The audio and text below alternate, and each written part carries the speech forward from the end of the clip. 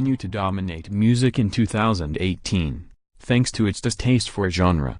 Lil Uzi Vert once told me he wanted to be a rock star. On a June day in 2016, under a slab of sapphire sky, I followed him from New Jersey into the thick of Manhattan. In our time together, I was writing a profile of the then 22-year-old. He remained strikingly walled off, especially for an artist on the precipice of fame. He wasn't a rapper per se, he assured me numerous times, or at least didn't operate like one by traditional standards. His creative singularity, he said, skewed more towards impulse and cracking vulnerability. Aughts-era rap was often built on narratives of excess and indestructibility, but Uzi was interested in its inverse, the finite. He cited the influences of Marilyn Manson, Paramore, Wiz Khalifa. Life, he believed, was meant to be lived, recklessly, riotously, at full throttle speed, because it could all end as quick as it began. In the months since that conversation, Uzi has become an avatar for a new wave of rap, pop music's most dominant genre, and its best case for where music at large is going in 2018. Considers Aughts-era life, his bracing meditation on depression, drugs, and belonging.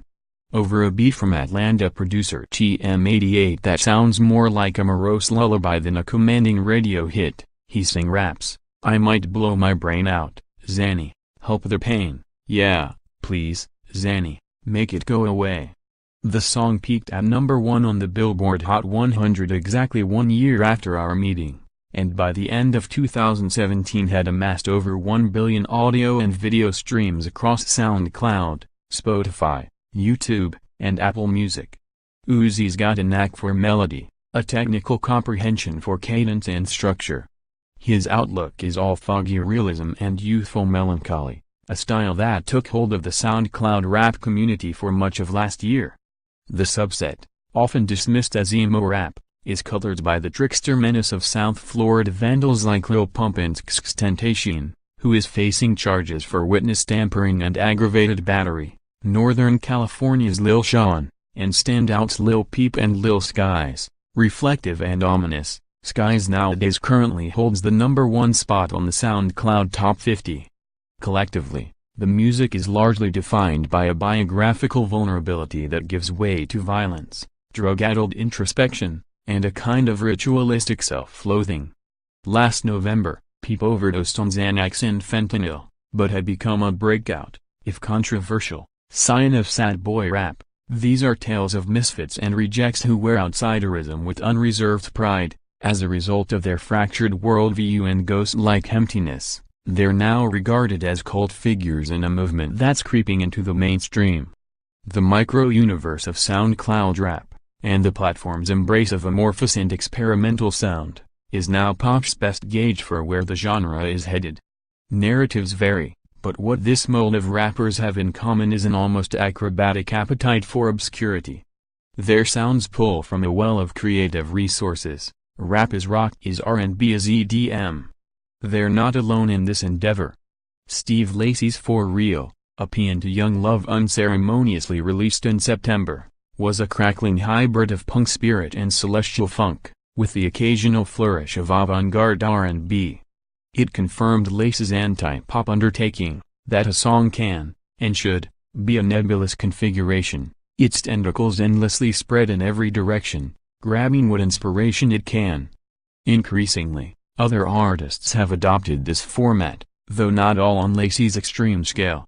At the top of 2018, Atlanta's Sababia released Watery, a rap song by most standards, but one that, on a closer listen, revealed contrasting influences, the raunch of late 90s R&B blended with the sugary pop of piano keys.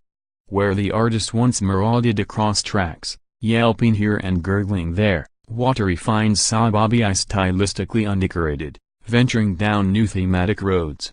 Consider, too, Cupcake's dazzling, self-released FRIs, which was issued this month. Fueled by assertive, lucid storytelling, it's an album mostly obsessed with sex and desire and gender subversion, but its sounds are all over the place. The propulsive thump of Chicago drill, with echoes of hardcore era Lil Kim, and an expert balance of heft and humor.